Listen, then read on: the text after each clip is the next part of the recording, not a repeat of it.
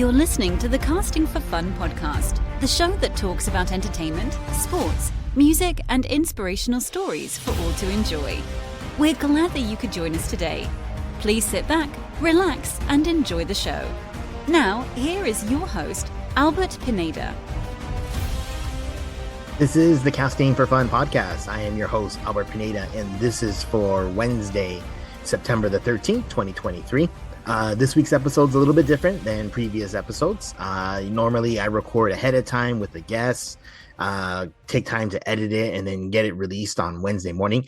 I'm a little behind schedule, and I have no guests, so it's just me talking, and I'm recording on the morning of. So this is as fresh as it gets as far as episodes go.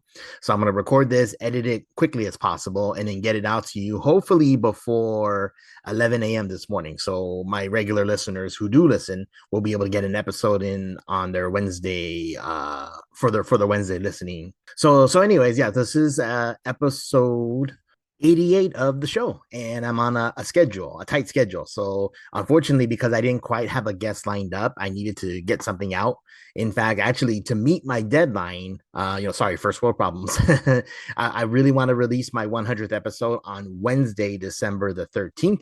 So in order to, if this is episode 88, then I need to record every single Wednesday, release a new episode without fail, with the one exception being the week of Thanksgiving. I think I'm going to take a break that week.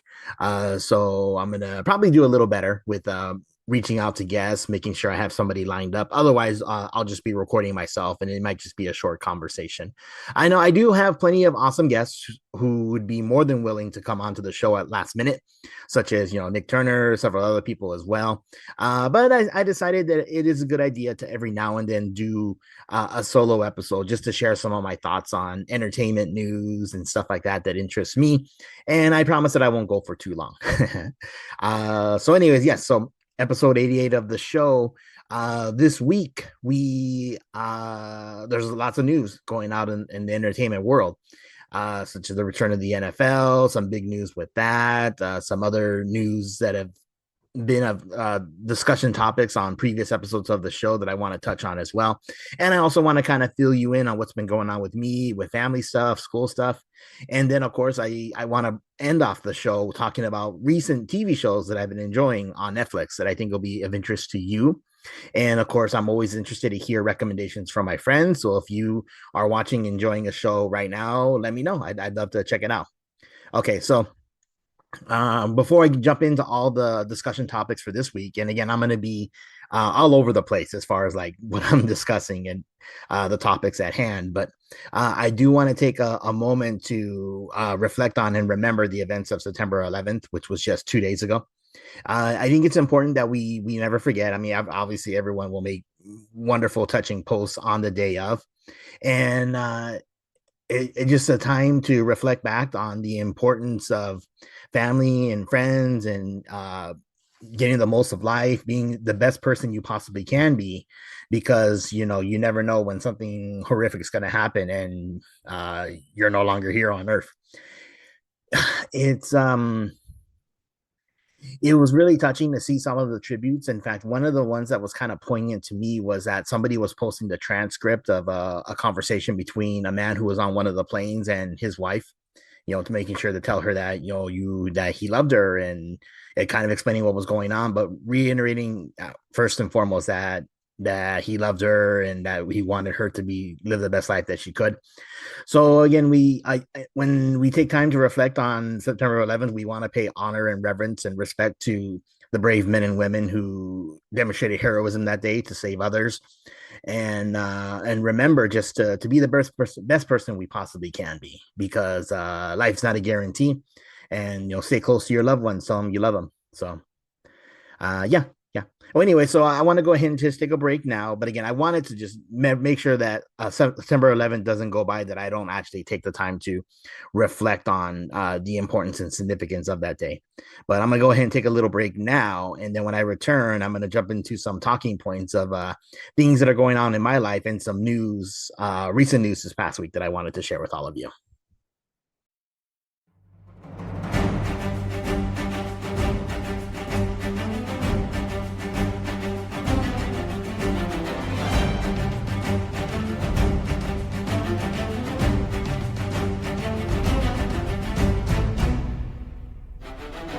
Welcome back to the show, everybody. For this segment, I want to fill you in on what's been going on with me and my family, and then, of course, talk about some sports news and a couple other aspects like that as well. So first, I mean, I know during the summer months, particularly like I guess during the dog days of summer, my birthday month, which again I enjoy, but I admit that it is really hot and not a whole lot of fun stuff's always happening at that time of the year.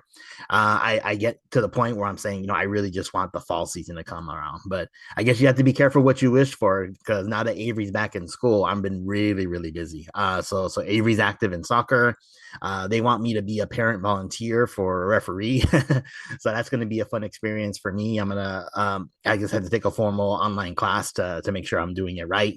And then, of course, we'll see if I actually referee any of Avery's games. I mean, it'd probably be better for me not to referee, I guess, other kids' games instead, but we'll have to wait and see what happens. But Avery's actively involved in soccer, actively involved in Girl Scouts now.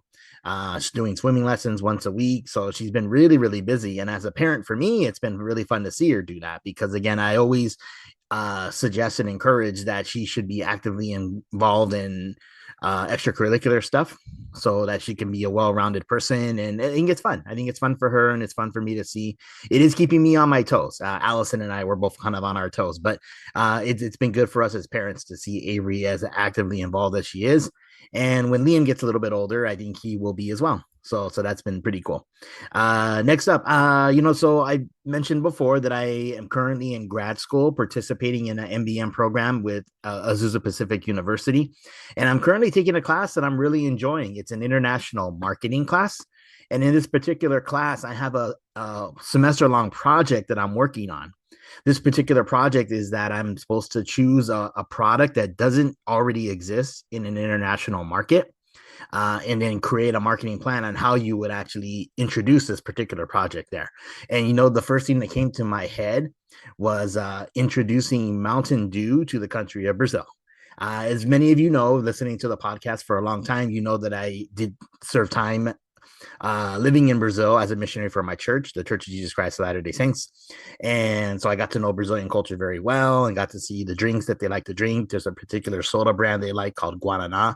That's a fruit-based soda, carbonated soda. That was really good. And in my mind thinking, hey, you know what? Mountain Dew doesn't exist in Brazil. And then recently I've tried different, like the kind of the wacky, weird flavors of Mountain Dew soda. That's actually really, really good. It was actually like a blue raspberry that I tried a couple of weeks ago that I really enjoyed.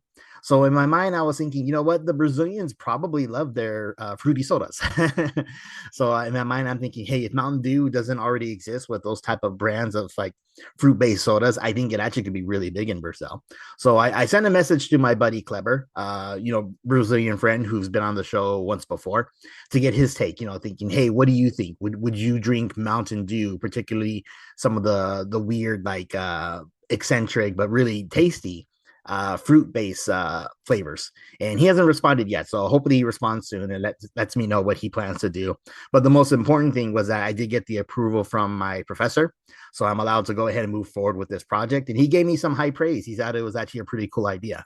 So that's encouraging for me to do. And of course, as I'm moving forward in school, it is nice to be doing a fun project like this, something that I actually enjoy. And it would potentially help me in future career, which I'm kind of leaning towards marketing, possibly doing work in human resources as well. So this will be a really cool learning experience for me. So I just wanted to share that with my listeners to kind of give you a taste of what's kind of going on with me. Last week when I had my buddy Stephen Cable on, we talked about the split that happened between Disney and Spectrum, where ESPN channels and other Disney-owned channels left the cable network. It looks like the dispute was sort of settled, according to reports I read online. So I guess they got ESPN back so they can actually watch college football games on Spectrum. But I guess not all of the Disney-owned networks are returning to Spectrum, like FX and FXX, a couple of ones like that. So I'm wondering if that's going to get resolved, or is Disney going to be pulling out of the cable game and maybe strictly sticking only with streaming? That would be kind of interesting to see what happens in that regard. But for those who have subscriptions to Spectrum Cable, you are going to get your sports back, which is pretty cool, as is my understanding. If you're still not able to, please let me know, because I actually kind of want to get a little clarification on that. And then football's back. The opening night for the Chiefs and Lions game was fun. I went and picked up some Buffalo Wild Wings. Got enough for the kids, boneless wings for the kids because that's probably what they would prefer.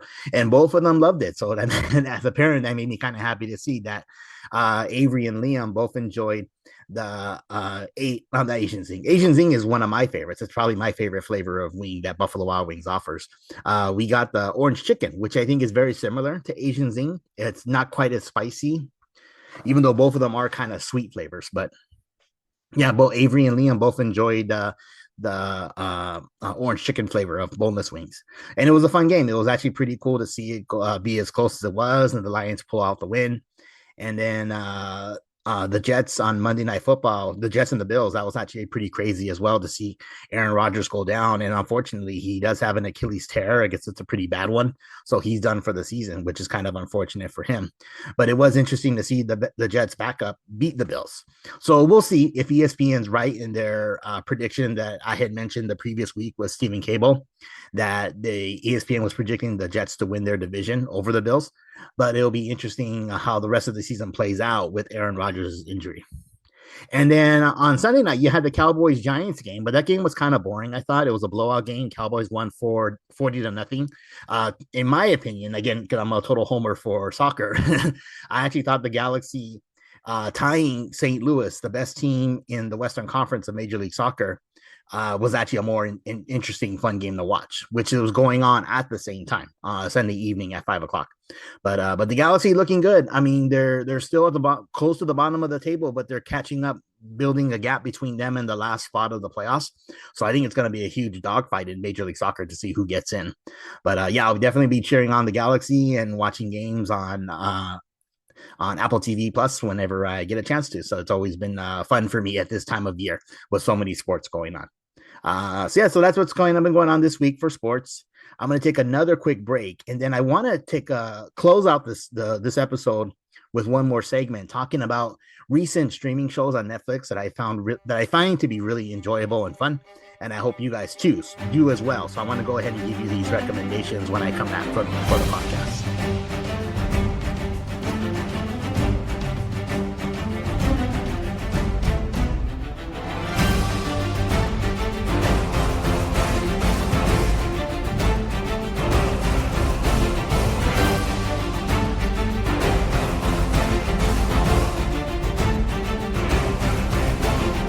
Welcome back to the show. This will be the last segment for this particular solo episode that I'm doing. I wanted to talk about some streaming shows that I've been enjoying on Netflix that I think will be of interest to other people as well. So my daughter Avery actually introduced me to the show Is It Cake 2, which is kind of a funny reality show where professional cake bakers, or I guess aspiring cake bakers, I don't think they're professionals just yet, they make cakes out of like random like household objects, and part of the game is that you have to try and guess which object is an actual actual cake and which one's the real object. So like they were doing things like an ottoman, like making that into a cake or something weird, or a lamp, something weird to that effect. It was actually kind of fun to see it. And my daughter Avery was just getting way into it, just trying to guess, oh, I think this one's cake. Oh no, this one is not cake. This one's cake. So it was kind of a fun little show. I mean, those type of shows aren't necessarily my cup of tea, but it was kind of fun and enjoyable to watch that with her while we were on vacation last month. And but the shows that I really wanted to introduce my audience to, in the event that you guys haven't been watching them yet, are The Toys That Made Us and Kelsey. Technically, The Toys That Made Us is a Netflix show, and Kelsey is Amazon Prime. Kelsey is about the Kelsey brothers, Travis and Jason. So I'll touch on that in a little bit, but I want to go ahead and discuss the show on Netflix, The Toys That Made Us. It's a documentary series that launched back in 2019, even though I only just heard about it a few weeks ago. I kind of wish I had heard about it sooner. It would have been really cool to have been watching that show during COVID, during the height of lockdown. because it's actually a pretty fun show. It talks about toys from the 80s, which is the greatest era ever for toys, but also dives into late 70s as well, because one of the episodes it talks about is Star Wars toys from Kenner, which has been a really interesting, fun episode to watch. They do other toys as well, so like Teenage Mutant Ninja Turtles, Transformers, G.I. Joe. In fact, G.I. Joe celebrating its 40th anniversary of when the cartoon show first launched, which I believe was yesterday on September 12th. And then of course they also focus on girls' toys too, like so Barbie, and My Little Pony, and other things like that. But again, it's the boys' toys that are actually cooler, to be honest. And then they go into really depth how the process came about for Kenner getting the license for Star Wars. It was kind of fascinating to learn some of the things from that episode, like the deal that was set in place that Kenner had worked out with Lucasfilm was that it was going to be 5 cents for every dollar sold to George Lucas himself, 5 cents to 20th Century Fox, and 90 cents was going to go to Kenner for every dollar a profit they get from the toys they sell. So the vast majority of the money from the toys on the merchandise side of things was going to Kenner, whereas I think Lucas made a ton of money from other merchandise things because everything was merchandise as far as Star Wars was concerned. But it was interesting to learn that, and that apparently there was a annual deal set in place that Kenner had to send in $10,000 annually to Lucasfilm and produce toys on an annual basis. And then Hasbro ended up taking over Kenner in the mid 90s. And apparently they weren't aware or didn't read the fine print of the contract.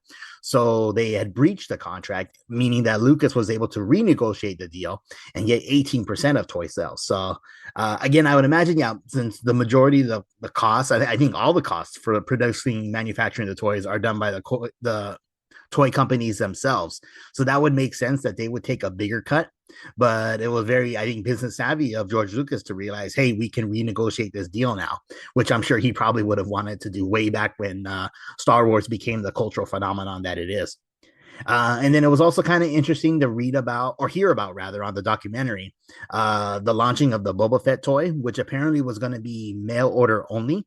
Right before Empire Strikes Back came out, but apparently it didn't include its main selling point of the launching rocket that would actually launch from Boba Fett's back. And I think this was due to there was a concern about it being a choking hazard of some type. That's what they kind of talked about on the documentary. But it was interesting just to hear the whole history and see all these cool toys for Star Wars toys, which again, for me, was a really nostalgic thing to see and watch on TV because I love Star Wars action figures when I was a kid. It was really cool to go over the history as well. And basically everybody got an action figure except for Grand Moff Tarkin and Uncle Owen and Aunt Beru because they died. The documentary mentioned that every single Star Wars character actually got a toy.